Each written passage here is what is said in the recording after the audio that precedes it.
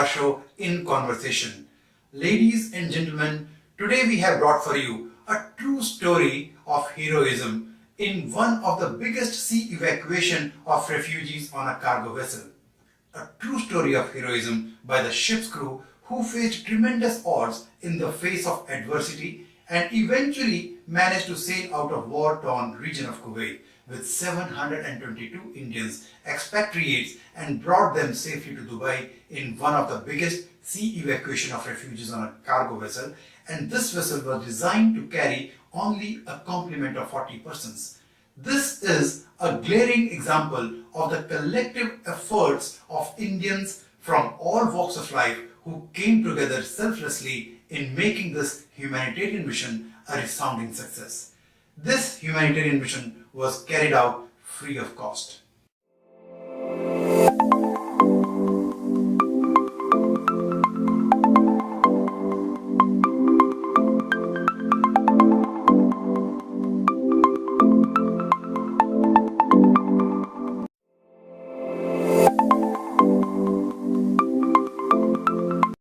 Ladies and gentlemen, we are truly privileged and honored to have with us today the owners of MV Safir, the vessel which rescued 722 Indian expatriates, Captain Viraf Kekobad and Mr. Hanif Modak. Welcome to our show, sir. We are also very happy to have you here. Thank you, sir. Thank you very much. Morning. Sir, it is such a interesting story, and you have saved so many people, so many Indian expatriates. We would like to revisit 2nd of August 1990. Can we start from there? 2nd of August was a very, very difficult day in the lives of the owners of MV Safir. Yes, sir. 1st of August was business as usual. Vessel was discharging cargo in Kuwait. Going back a little, on 31st of July, the vessel entered Kuwait, gave a notice of readiness and started discharging the cargo. 1st of August, the discharge continued, and on 2nd of August, suddenly, at early in the morning, my agent, Mr. Frank Rosario, called me, and he told me that something is not right. He's looking out of his window, and he's seeing a lot of army. It's like an army exhibition going on, which he's having a look at, but he's not sure what is happening. And the minute he said that, the communication got cut. Oh. I thought that the phone line had got cut, so I tried dialing him again. No answer. After about 10 or 15 minutes, I tried to dial again. No answer. Immediately, my wife, I was at home that time in Bombay. So my wife put the television on. And there on some of the news channels, we came to know that Saddam Hussein has attacked Kuwait. Okay. And the minute we heard that, we were just horror struck. Question is, Saddam Hussein has attacked Kuwait. Our vessel is there. We don't know what is happening to the vessel. How are we going to now move ahead and find out what is going to happen? The first thing we did was, we tried again calling Frank Rosario one more time. No chance. And then I tried calling the Harbour Master's office in Kuwait. Again, no chance. The lines were not just getting through. So we knew that something was radically wrong, and now we had to move forward and understand the fact that the vessel is caught in war. Sir,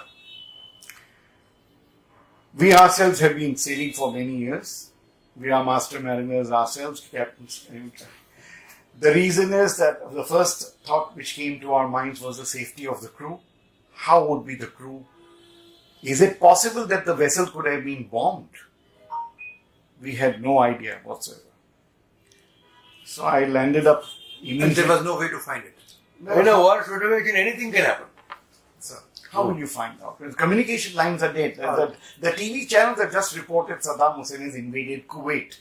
But beyond that, there is nothing. Today, you can see everything live. Those days, there was nothing live. Nobody was actually knowing that he was going to attack Kuwait, you know. So, the first thing I immediately came to this office in Bombay. You know, we have offices in Dubai and Bombay. It so happened that I was in Mumbai and my colleague, late Captain Ibrahim Modak, was in our Dubai office. So what I did was, prior to coming to this office, I gave him a quick telephone call.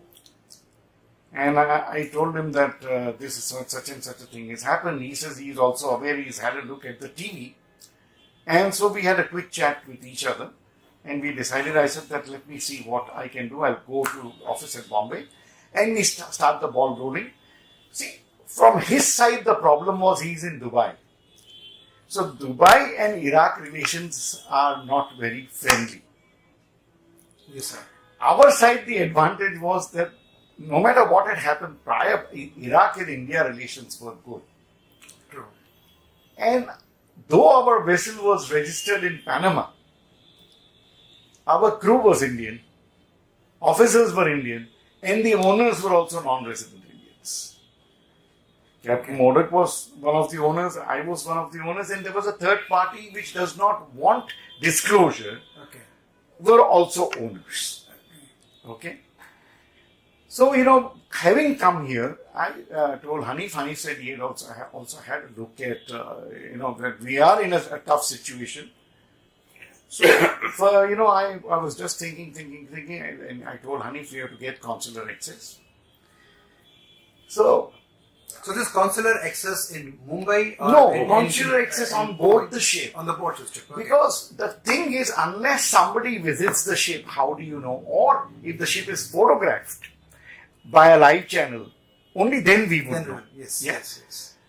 So, Captain Modak and Hanif had a very good friend called Dr. Patankar, Dr. Muhammad Ali Patankar, Okay. who was the, you know, doctor for all Gulf Cooperative Council embassies for a long time. He is still there, doctor. Okay. Quite well, quite an affluent doctor.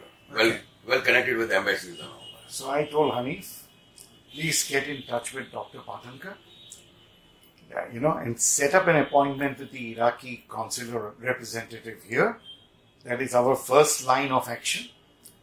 And I said, Hanif, that you please, because all our crew are from, most of the crew were from Captain Modak's and Hanif's village. Here, if I interrupt you for 1 minute, it was very difficult because the entire crew, almost 90% of them, who personally belong to us. Okay. From the, maybe some relations, maybe some neighbors, from the village, Okay. Kokni community. So you can just imagine the bombardment of their families. Yeah, it must be very, very difficult. Right from the master to the utility hand. One of the OS, now he is a master.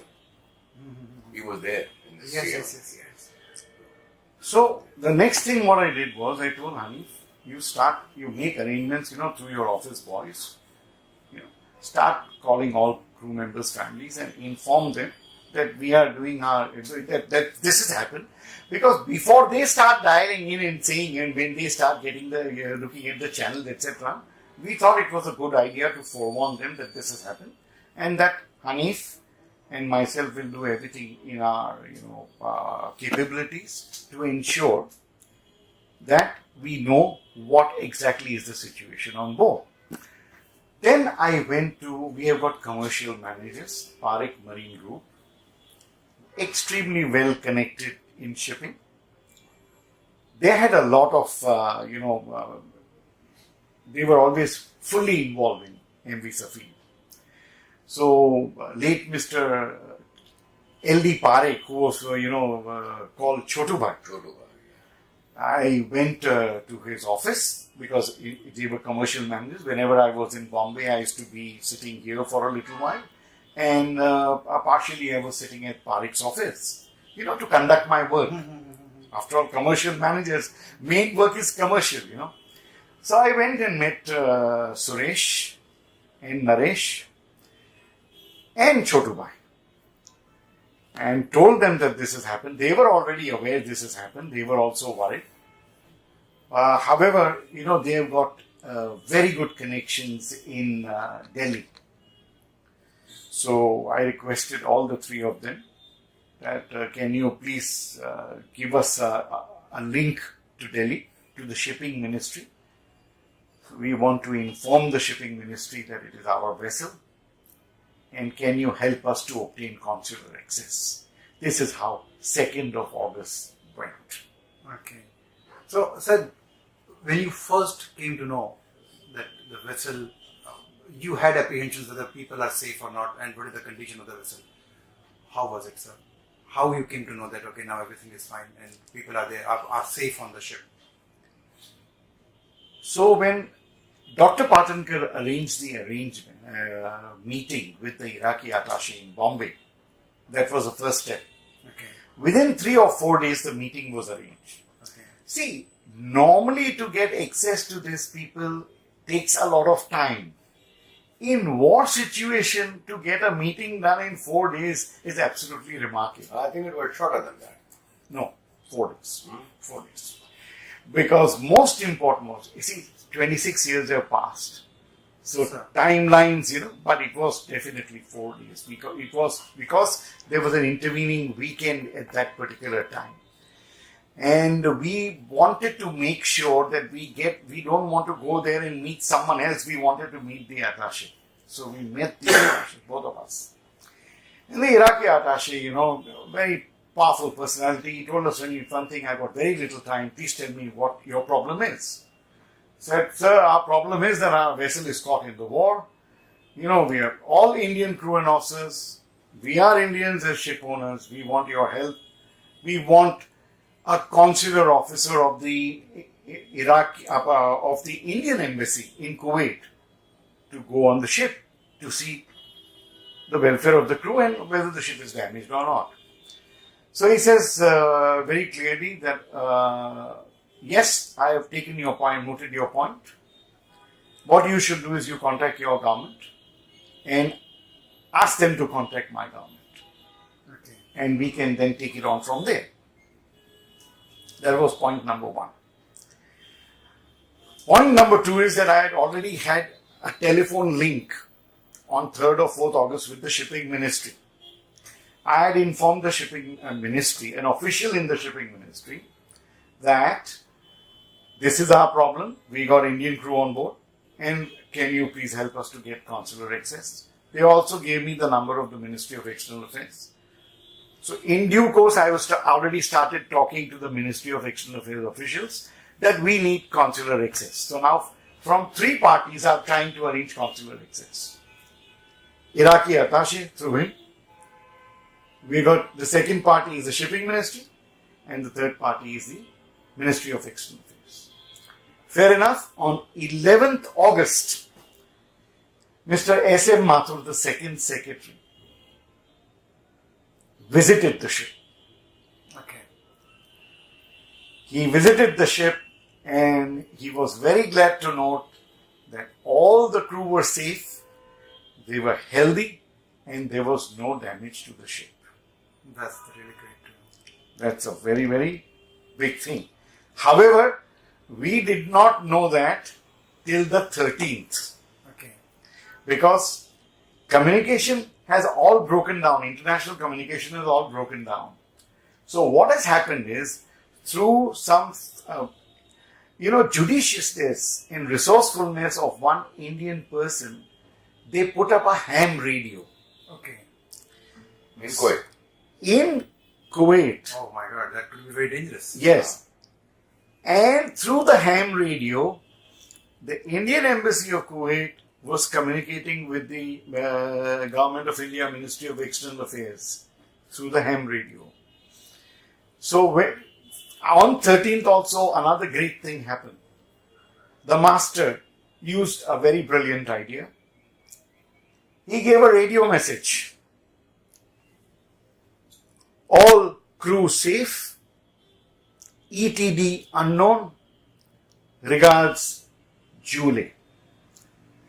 But with the call sign of another vessel of ours called MV Hayat. Okay. Now this was a very, very risky move on their part because the radio room was sealed. Chief officer, radio officer, master played a very, very big role in sneaking this message through. Because had anyone been caught, the consequences would have been disastrous. You get me? Yeah. So, we received this message.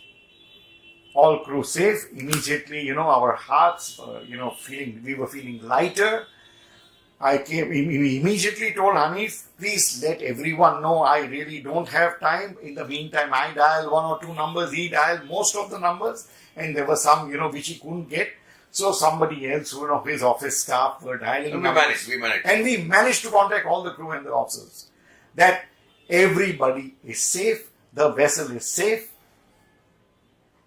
So after you came to know, sir, that the vessel is safe and the crew is safe, now you have been in the news and that is what actually the whole world knows you today for. How this idea of rescuing so many Indian expatriates came to your mind? Because you were a cargo vessel and you were not obliged to do that. What had happened was, while we were doing all this, trying to talking to the government of India, talking to the Iraqi authorities, informing the crew members, etc., we also knew Parekhs. Naresh Parekh had informed me, because Naresh was heavy into chartering. They've got a lot of contacts, so Naresh informed me very clearly that Shipping Corporation of India, is looking around for a ship. So Naresh was dealing with somebody with the chartering arm of Shipping Corporation of India. So he had inroads with the Shipping Corporation of India. So he informed me. Now, it is very good to know that the Shipping Corporation of India is looking for a vessel, but it's only on a commercial basis. So we have our insurance, our P&I Club insurance, all our insurances were being handled by Mr. S.K. Mankar of P&I Services and the late Captain Sundaresan. They were advising us on all P&I issues and hull and machinery issues. So when this idea started, and taking shape, I asked Mr. Mankar. He had also very good contacts with the chairman of the Shipping Corporation of India. Sir, can we approach the Shipping Corporation of India? Naresh had already done it through the chartering division. But, now we have to meet the chairman and take his blessings. So, Mr. Mankad and myself went to see the chairman. So, the chairman welcomed us and he says, tell me, what do you want? So, I said that we have our vessel NV Safi. It is at your doorstep in Kuwait. You want the vessel to be chartered to carry Indian expatriates. We are already there. We are there at the doorstep. Why don't you charter this vessel? I asked him, why don't you charter? Because he said, we want to charter a vessel. So he is looking at me. Where has this man come from? A good laugh. This is a cargo ship with life-saving appliances for 40 people. And he's asking me to charter it for carrying evacuees. So he said the idea, though noble, is ridiculous. I do not accept this idea. And this is not going to happen. So we had our cup of coffee. He said, thank you very much, sir, for giving your time. And we left. But you still carried it on. But Shipping Corporation of India was a commercial venture. We were already in touch with the shipping ministry. So after this meeting, I dialed the shipping ministry and I talked to the official over there. So I said, I would like to seek your appointment. And I believe that, the government is also looking for things to happen like this. They want evacuees to done. So he says, listen, you are a cargo ship. Where is your safety appliances? And hypothetically speaking, if we allow also the passengers to come on board, he's saying, if a mine hits the vessel, or if there's an aerial attack, and God forbid the vessel goes down or some passengers die, it is going to be disastrous for the shipping ministry and for the Indian government. So please do not give this kind of proposals. I said, thank you very much. What had happened in the meantime was, on 21st August, Mr. Inder Kumar Gujral, the Foreign Minister of India, visited Iraq. And he happened to meet Saddam Hussein. And in one meeting of Mr. Gujral, Saddam Hussein said, I give permission to evacuate all 170,000 plus Indians out of Kuwait and Iraq. Okay. And he gave a time limit. But it has to be done within a certain time limit. It's a monumental task. So, Mr. Gujral, having got this, Mr. Mathur boarded the ship again, took the master to meet Mr. Gujral. Okay. And Mr. Gujral wanted to meet the master. Okay. Because we had already approached the Ministry of External Affairs through Mr. K.P. Fabian. And also, another very important point, the master was also thinking similarly that we could take the evacuees. After all, he had to also put his offer on what basis. Absolutely. So when he went and met Mr. Gujral and he said that yes, and after all, Mr. Gujral is from the MEA, they were already aware that the owners were already on the same page. Owners had already given this proposal. And here is the master now telling Mr. Gujral that yes, he can do so. So now, when having Mr. Gujral returned probably back to Delhi on 23rd or 24th, when I had spoken earlier to the shipping ministry, I had not got this news that now the evacuation permission has been granted. So when Mr. Gujral returned on 24th, around that time, I called the shipping ministry and I asked them for an appointment in Delhi. Okay.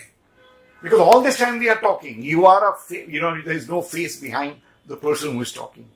So they said, okay, come to Delhi. So I went to Delhi. After going to Delhi, I met the shipping official over there. So he said, come in, Captain so-and-so. I said, I'm so-and-so and all. And he very politely asked me, is your ship insured? I said, yes, sir, my ship is insured and my ship is insured for a princely sum.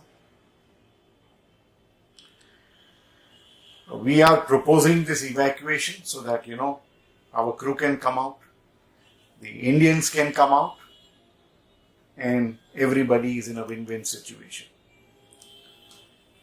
And my ship is insured.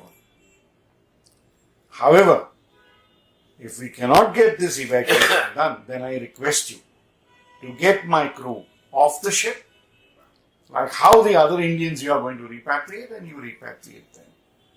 We have no problems in leaving the ship there. So now he had understood that I was not coming to save an uninsured ship. And our ship was insured for a very good sum.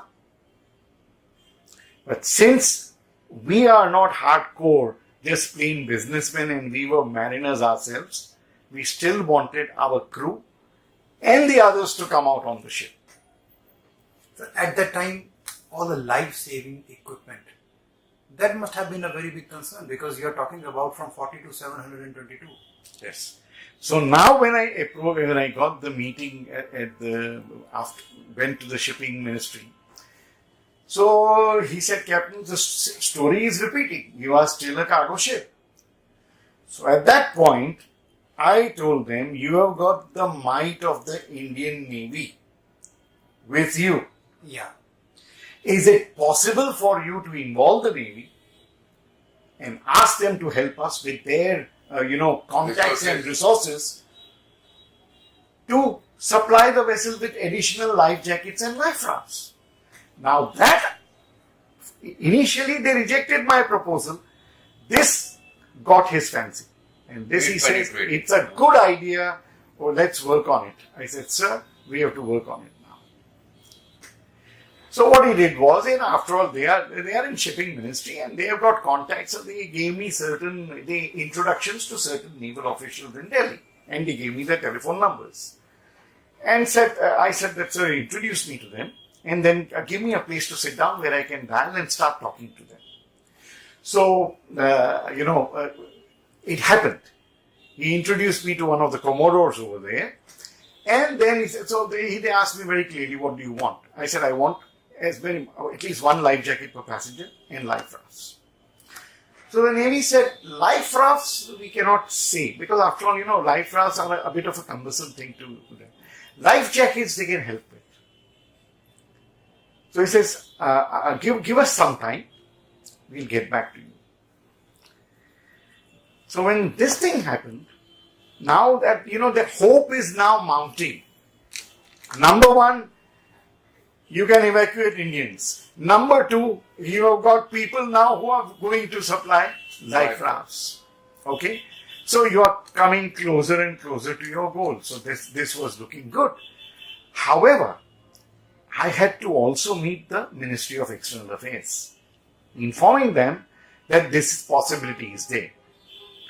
And that is the first time I met Mr. K.P. Fabian, who was the Joint Secretary in charge of the evacuation. Such a warm welcome he gave me, and a wonderful personality. And he told me, Captain, what you are saying, if this can be done, it's a good idea, we'll make it happen. Sir, I'm sorry to interrupt you here. You talked about the life-saving equipment. What about the provisions? Because a vessel, you're only having for 40 people, and let's say for a voyage of 5 days, 7 days, or even 10 days. But now, suddenly we are talking about 750 people. We didn't even know how many people are going to board. However, this ship was always, it was it was on the rice trade. We were carrying a lot of bag rice. Okay. So we had a policy. We were not allowing damaged bags to be delivered to the consignees. What we would do is we have a surveyor on board. So many damaged bags there were, correct? We retain the damaged bags because they are not being taken by the consignees. Through the club, we used to settle that claim. And with asking the club, we used to retain some damaged bags of rice on board. Okay. So, incidentally, we had so many bags of rice on board from even prior voyages, and you will be wondering where we were keeping them, so we had made facilities. Re-stitch the bags and keep them in cooler places. Okay. So there was sufficient amount of rice on board. And now that you actually preempted this question, the voyage was only from Kuwait to Dubai, it was only 48 hours. Every single person who wanted to eat was provided khichdi made by our crew, non-stop for 48 hours, and it was delicious to taste. Well, the cook was very good. The cook was excellent, and this khichdi was delicious. Now I will take you back to permissions again, sir.